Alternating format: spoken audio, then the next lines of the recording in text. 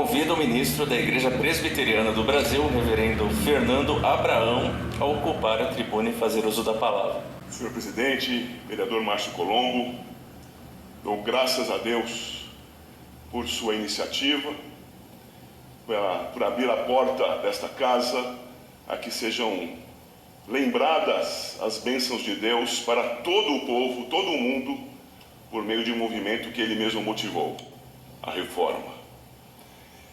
Saúdo ao Senhor, saúdo aos presentes, e dou glória a Deus por esta oportunidade de ouro. Senhor presidente, nesses momentos que temos passado aqui, temos ouvido a respeito da história da reforma, pinceladas, o tempo é curto. Nessas pinceladas, senhor presidente, ficamos sabendo que as Escrituras Sagradas, aquilo que Deus nos deixou para que dele conhecêssemos proposicionalmente, para que nós soubéssemos os pensamentos de Deus revelados a nós. Tais Escrituras estavam ocultas, estavam reservadas, porque ouvimos aqui também, pouquíssimos sabiam ler, não apenas estavam afastados da Escritura, como estavam incompetentes para lê-la, interpretá-la e compreendê-la.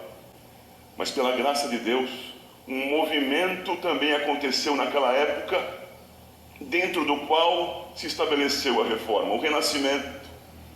E no Renascimento, voltando-se às fontes, voltando-se aos textos em línguas originais, antigos, então também abriu-se a porta para que outros textos, as Escrituras Sagradas, fossem conhecidas, senhor presidente, fossem estudadas, fossem aprendidas. E homens como Lutero, então, seguidos depois por outros reformadores como Calvino, foram abrindo as portas do conhecimento a partir das Escrituras para a criação, a partir do que Deus nos revelou proposicionalmente para aquilo que está nas obras criadas por Deus. Assim, senhor presidente, na história da reforma está a bênção de chegarmos ao que Deus disse, e a partir daí uma nova proposta de educação. Com a educação, senhor presidente, a natureza pode ser interpretada, porque com as lentes das Escrituras, corretamente interpretada a criação, afastam-se as ideias da geração espontânea, afastam-se as ideias dos muitos deuses ou da inexistência de Deus. Olhando para a criação pelas Escrituras, vamos entender, há um Deus, apenas um. E pelas Escrituras, então, o homem é motivado, uma vez convertido por meio da fé no Senhor Jesus Cristo, porque não há outro que redima, graciosamente trazido à vida, o homem olha para a criação e passa a compreendê-la. Então temos a ciência, louvado seja Deus, voltando para a Escritura, pensando os pensamentos de Deus, estudamos, pesquisamos. Mas, senhor presidente, caros senhores e senhoras, a política que a princípio se divorciava da vida eclesiástica, não por conta do pensamento bíblico, mas por conta daquele pensamento que vinha se desenvolvendo já por alguns séculos, dentre a igreja predominante de então e até hoje muito marcante, a católica romana. A política divorciada dos princípios escriturais estava influenciada, senhor presidente, e demais presentes, pelo interesse, pelo desejo de poder, pela ambição do homem, enfim, por sua corrupção.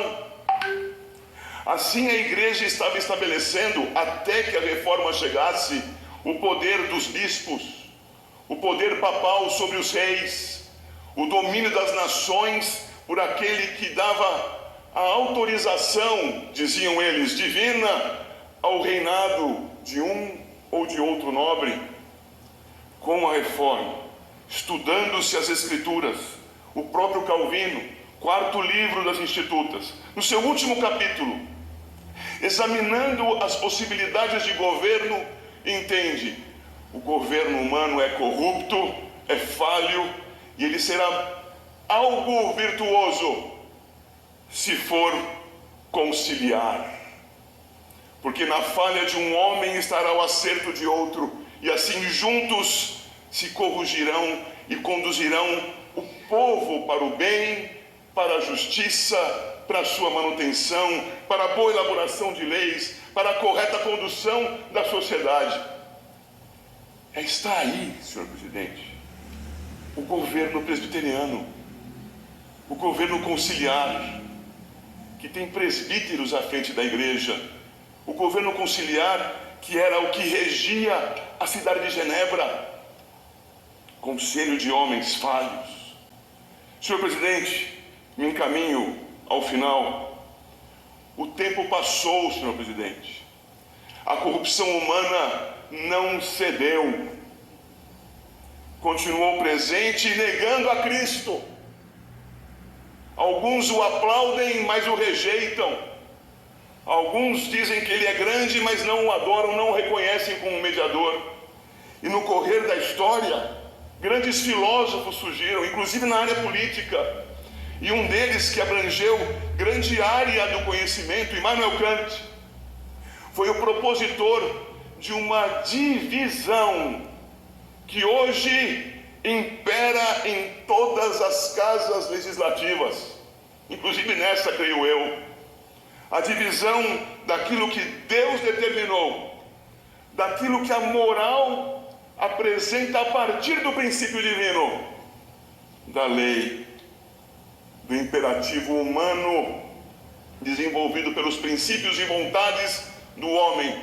Um divórcio que muito se assemelha àquele anterior à reforma, quando os desejos do homem é que passam a imperar. Nesses últimos 220 anos, arredondando para o tempo das publicações de Immanuel Kant, o que nós temos é o império da lei, mas o império da lei sob a interpretação corrupta do homem. Senhor presidente, caros senhores e senhoras, nós somos chamados pela reforma a identificarmos que não existe área da existência humana que possa ser afastada do Deus inescapável, do Deus absoluto, do Deus todo-poderoso, único ser autoexistente. É impossível escaparmos da necessidade de redenção em Jesus Cristo, o único mediador, único redentor do homem. Por meio da fé, por sua graça, de modo que o pensamento reformado, e chamo a atenção de cada um desses que me ouvem agora, o pensamento reformado traz ao homem a bênção da consciência, senhor presidente, de que estamos sempre diante de Deus, e que, portanto, para a educação, para a ciência, para a política e em qualquer outra área da existência, devemos honrá-lo, devemos servi-lo, devemos adorá-lo, devemos proclamá-lo como meros servos seus. Concluo finalmente, como ministros seus, como pequeninos diante do glorioso e soberano Deus. Adoramos a Deus porque num momento da história levantou homens para a reforma da igreja, mas ouso dizer, para a reforma do mundo. E quero dizer, reforma ainda necessária, sempre voltando às Escrituras, a palavra proposicional do único Deus digno de glória. A Ele a glória, então, em nome de Jesus.